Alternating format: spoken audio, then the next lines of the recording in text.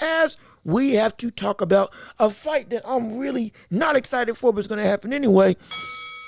Canelo Alvarez versus Edgar Berlanga. My gosh. My goodness. We got a problem. We have a major. This is horrible. This is terrible.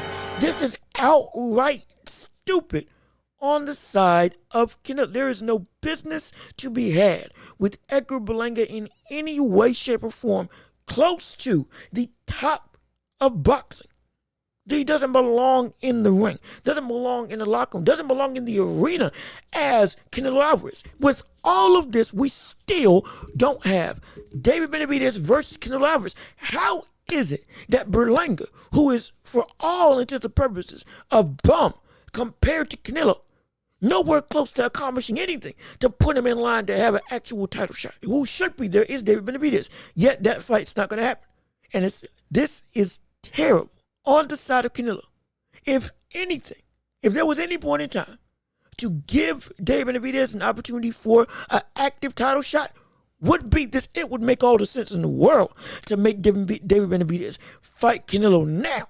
And for Canelo to call him out now, if we're going to go by a track record of people going up and down in weight, it makes more sense than ever to have David Benavidez fight Canelo right now. And for Canelo to give him that shot, because we've seen it where going up and down in weight hurts the body, hurts the performance of fighters, makes them susceptible to officially losing whatever that it factor was that made them so special.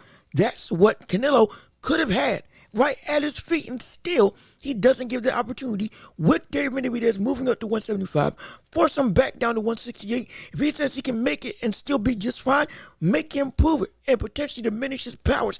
If you want to get every advantage possible from what we see, you being scared of David Benavidez, this was the prime opportunity. This was it.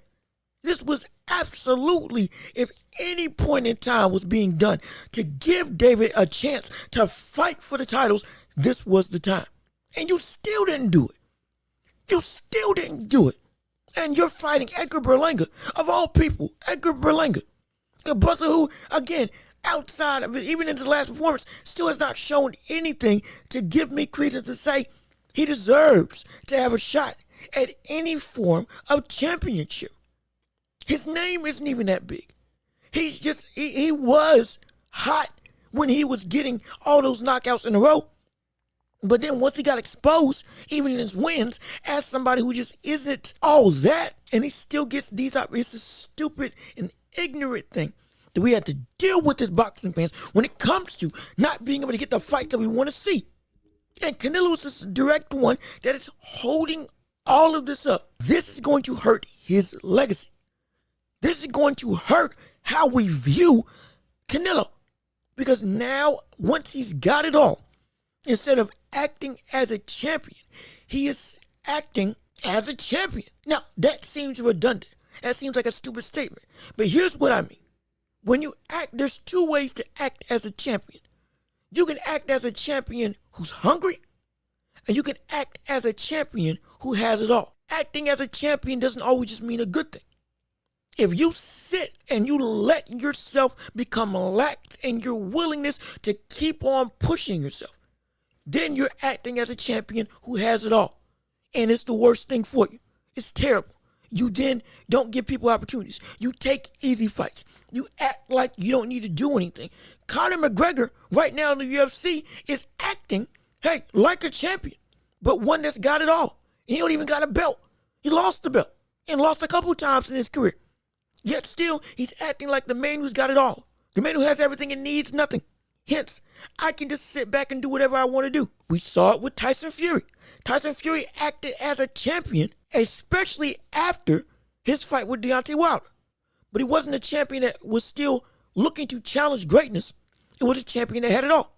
Fought Dillian White. Fought Derek Chisora for a fourth or third time. Are you kidding me? Didn't go anywhere near Usyk up until it was inevitable. And Turkish Al Sheikh finally got in the ethos of boxing to say, you ain't got this much money, and to make him get in the ring. If it wasn't for that, he would have never fought Usyk, and we would have never gotten undisputed. That's acting as a champion. but it's as a champion who's got it all. And that's the worst thing you can have when you're looking to be great in the boxing realm. The worst thing you can have when you're looking to be great and to be somebody, looking to achieve what many people find as impossible. And with Canelo, we're looking at the same level of acting. He's holding himself as a champion, but who's got it all? Who doesn't need, he said it himself, he doesn't need to do what people tell him. He can do whatever he wants. Yes, he can. It comes with the consequence of how we view you. And how we view you is somebody who is running from the test. You're running from the challenge. We got on it with Tank. We got on it with Fury. We got to get on it with Canelo. And everybody else who acts that same way. If you act like you don't need to prove anything, and by that I mean there still aren't tests that need to be taken. There still aren't new blood that needs to be put in their place for you to show that you are indeed the better man. As the face of boxing, which Canelo is, you can just go and do whatever and everybody's going to flock to you. There's a reason why people are starting to hate on you. The reason why you're starting to get a lot of flack from the public that used to adore you. There is a reason why you in your career is looking more and more like a used to be.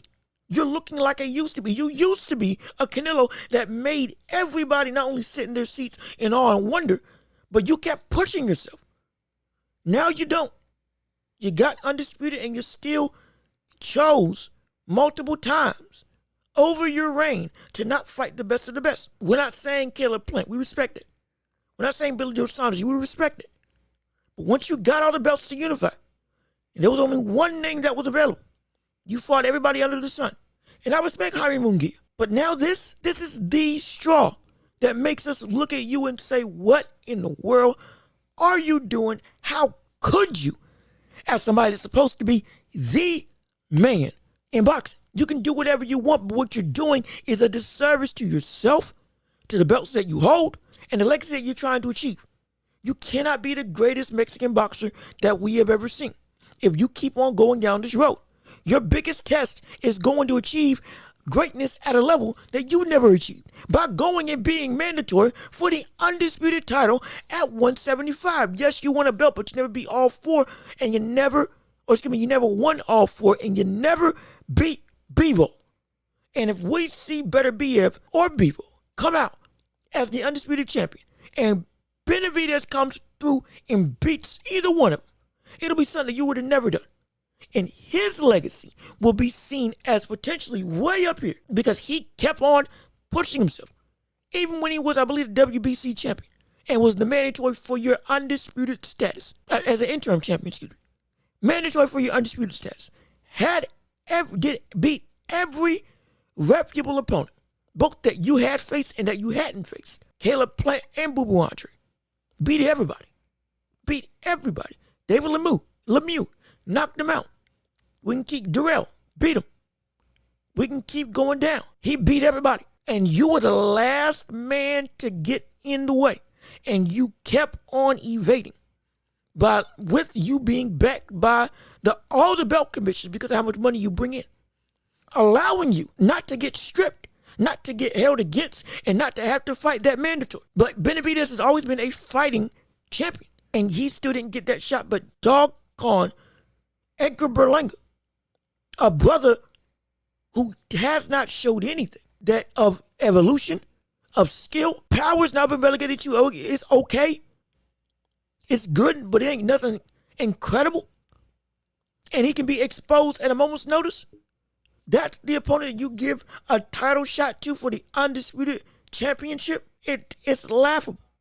And it makes you look decrepit, horrible, terrible when it comes to you and your legacy. Utterly despicable when it comes to how we view you as a boxer, because who you are now is not who you used to be. Who you used to be was somebody that we respected as a champion. We still respect you as being great, but now you're losing the beloved nature of the public because of what you're doing. You're losing your respect and it's turning into hatred. It's turning into ire. It's turning into outright disdain, vitriol, disgust. because you are cheating us and yourself of what you can do. It makes no sense that this is the road that you're willing to go down. That this is the hill you're willing to die on as a champion. You at 168, you're reigning, and we love to see reigns. The reason why we like to see a reign is because you keep on facing every single opponent who earned the right, not giving opportunities to people that have no business being in the ring or having a right in the first place when it comes to you and your championships. You and your legacy. You and just you as Canelo. You got to earn that right to fight you now. But you're giving it to people that don't deserve it nearly as much as somebody like David Benavidez. Yet he is still now relegated, having to go out of his way to make his own legacy, which we applaud and love. But he should have had this opportunity to win, become undisputed, then go up and fight at 175. Coming into the division as the hottest name in boxing, potentially taking your spot as the face of boxing. There was a legitimate argument that if we saw David Benavidez beat Canelo, Benavidez now becomes officially the face of boxing, let alone if he knocks him out.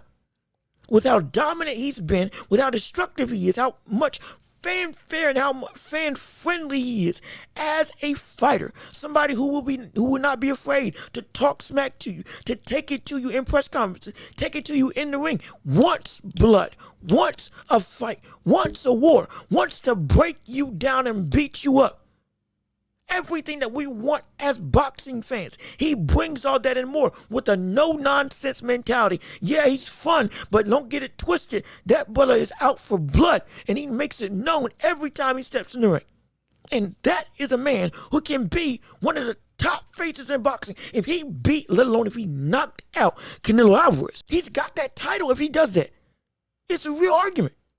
Now he doesn't have the opportunity. Canelo, you are hurting yourself and your legacy. We're going to keep viewing you as somebody who is ducking your hardest competition. Your legacy no longer is going to be just you were a great fighter. Your legacy is going to be based on you never fought David Benavidez. That's going to be the biggest thing. Ironically enough, with all that you've accomplished, it's going to be an asterisk of you never fought David Benavidez. When it came time for the true biggest test in your career, when you were at your absolute best, you did not fight David Benavidez. You ran from David Benavidez. That's all people are going to talk about. That's all people are going to care about. That'll be the very thing that holds you back from being able to move up in many people's eyes in the all-time scale of greatness. You are capping your own legacy, and you know it, or you're too delusional to understand it. But that's what's happening when it comes to Canelo. And with this fight with Edgar Berlanga, it's not helping him at all. When it comes to his ability to be seen as a reputable champion, as somebody we can look and respect, you are hurting your own self. We know you're going to win. We know you're going to knock him out. I'm not saying every opponent needs to be a 50-50 fight. No. But it's got to be, there's a level of understanding that this brother you're in the ring with earned the right to be there. You are not putting those types of opponents in the ring with you on a consistent basis. It's just not happening. And when it comes to David Benavidez as the biggest man that has that title, the biggest man to be the boogeyman in your career, and you don't give him that shot when he's earned it more than anything and has been chasing you, you are the man that's hurting your own career. Nobody else. We'll look at him greater than we'll look at you, potentially, because of what he went out and kept on looking to do. Not waiting around for greatness, becoming great.